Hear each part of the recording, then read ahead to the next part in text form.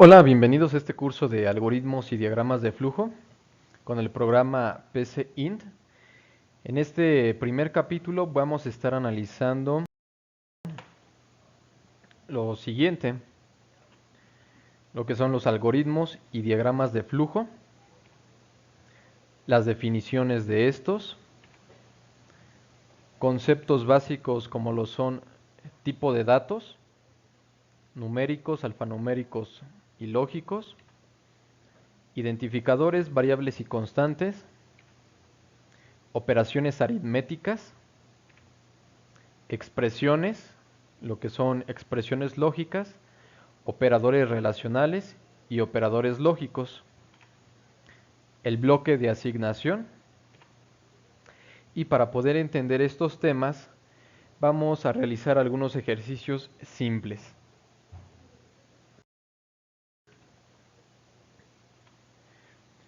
¿Qué es un algoritmo? Un algoritmo es un conjunto de pasos, procedimientos o acciones que nos permiten alcanzar un resultado o resolver un problema. Con el software PCInt, un algoritmo, como lo pueden ver en pantalla, es el siguiente, donde está el inicio, el final, la definición de variables, la escritura en pantalla, la lectura de datos y nuevamente la escritura.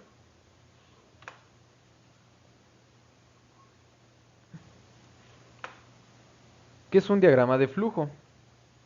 Un diagrama de flujo es la representación gráfica de un algoritmo.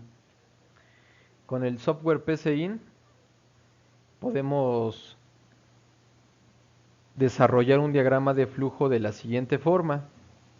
El software nos ayuda al desarrollo. Nosotros escribimos el algoritmo y podemos exportar ese diagrama de flujo o lo podemos hacer al revés. Creamos el diagrama de flujo y nos lo convierte en el algoritmo. ¿Qué características tienen que cubrir los algoritmos? La primera característica tiene que ser la precisión. Los pasos, las acciones deben de estar identificadas claramente, que sean entendibles.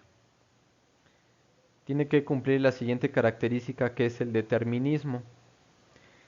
Esto se refiere a que si nosotros metemos un tipo de dato entero, en nuestro resultado debe de ser entero. Si metemos un tipo de dato real o decimal, tiene que salir un tipo de dato real o decimal. Y la última característica que debe de tener un algoritmo es que tiene que tener finitud. Esto quiere decir que debe de tener un principio y un final.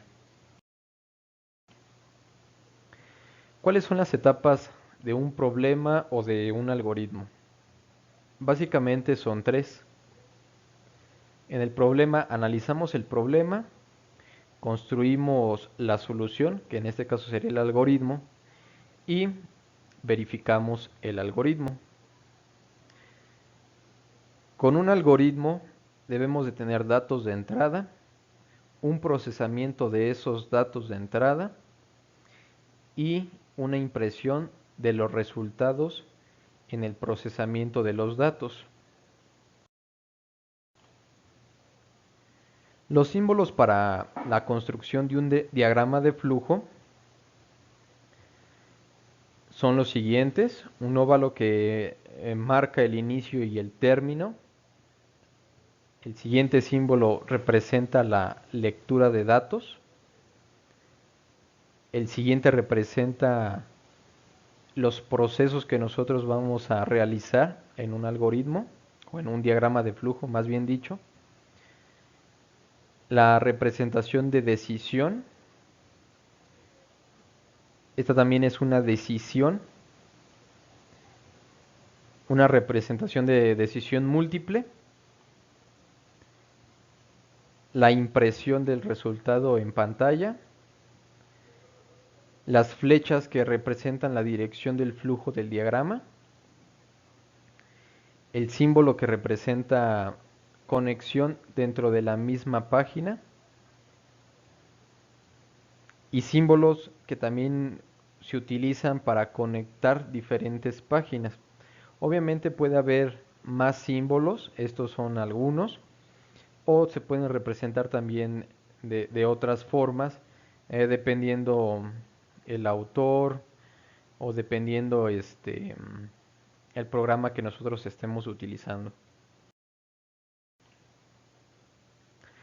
¿Cuáles son las reglas para construir un diagrama de flujo?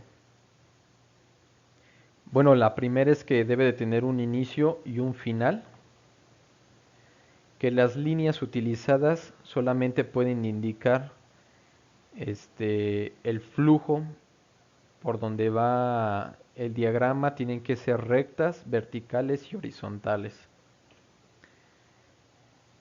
La tercera regla es que todas las líneas utilizadas para indicar el flujo del diagrama deben de estar conectadas. Tienen que estar conectadas con algún símbolo que represente lectura, proceso, decisión.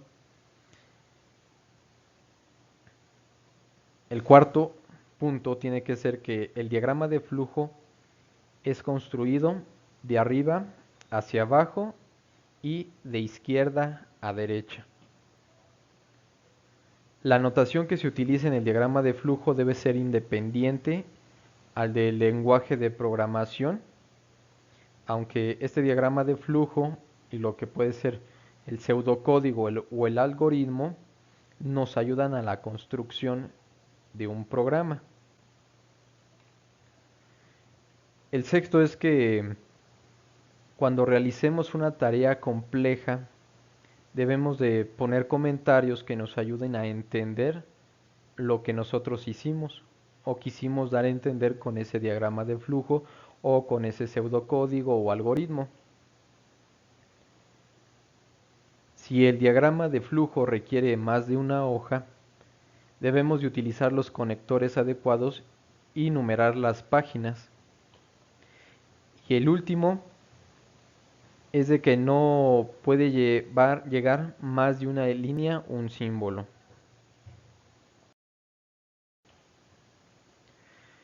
Empecemos con los tipos de datos. Los tipos de datos numéricos. Dentro de estos está lo que son los enteros y los reales o los decimales.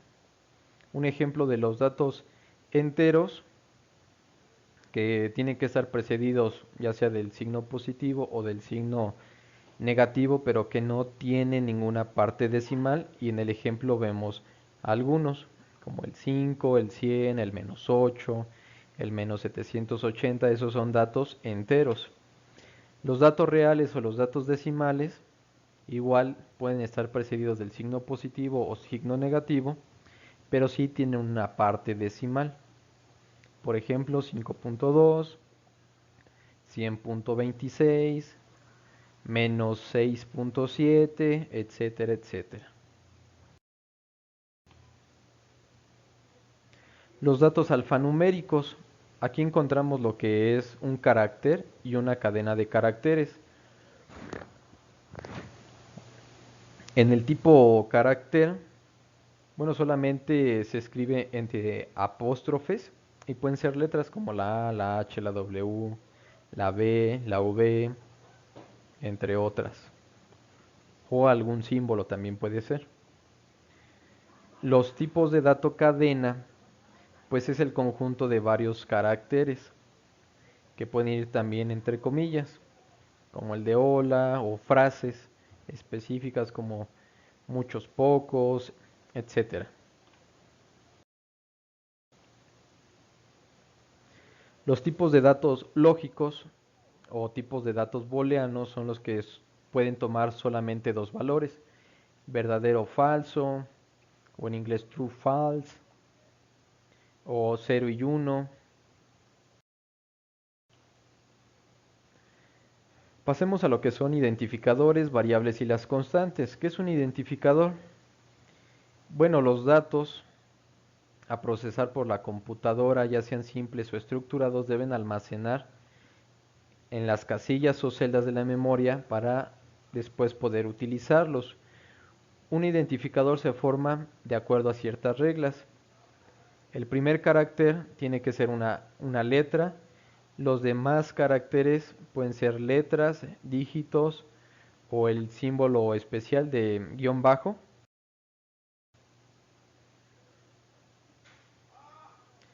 Las constantes. Las constantes son datos que no van a cambiar nunca durante la ejecución de un programa o de un algoritmo o de un pseudocódigo y pueden ser de diferentes tipos: entero, real, carácter, una cadena de caracteres, etc. Las variables son los objetos que van a cambiar o que vamos a estar utilizando con mayor frecuencia en un programa, y también, al igual que en las constantes, pueden ser de diversos tipos de datos, como enteros, reales, carácter, etc. Las operaciones aritméticas. Para realizar operaciones aritméticas necesitamos, obviamente, operadores aritméticos para utilizarlos con números, con las constantes o con las variables. Los operadores aritméticos, como se muestra en la tabla, son el signo de más, el signo de menos, obviamente que representan la suma y la resta, el asterisco que representa la multiplicación, dos asteriscos representa la potencia, ¿sí? Entre varios que puede haber. Las expresiones lógicas o expresiones booleanas están constituidas por números, constantes, variables y operadores lógicos o relacionales. Y el valor que pueden tomar esta expresión es de verdadero o de falso. Frecuentemente pues, las utilizamos con las estructuras de selección o las estructuras de repetición. Los operadores relacionales son operadores que nos permiten comparar dos operandos. Pueden ser números, pueden ser alfanuméricos, pueden ser constantes. Y el resultado obviamente es o verdadero o falso. Y los operadores, pues como se muestra en la tabla, es el signo igual, el signo mayor que, menor que, o una combinación de ambos.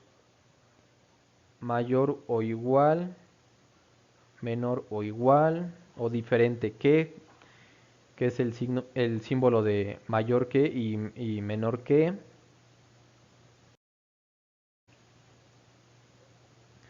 Los operadores lógicos son operadores que nos permiten formular condiciones complejas a partir de condiciones simples.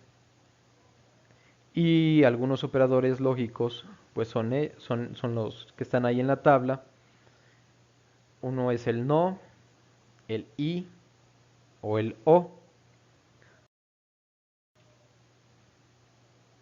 El bloque de asignación se utiliza para asignar valores a cierta variable, y esto significa que cuando nosotros asignamos cierto valor a cierta variable, va a destruir el valor anterior y va a conservar el nuevo valor.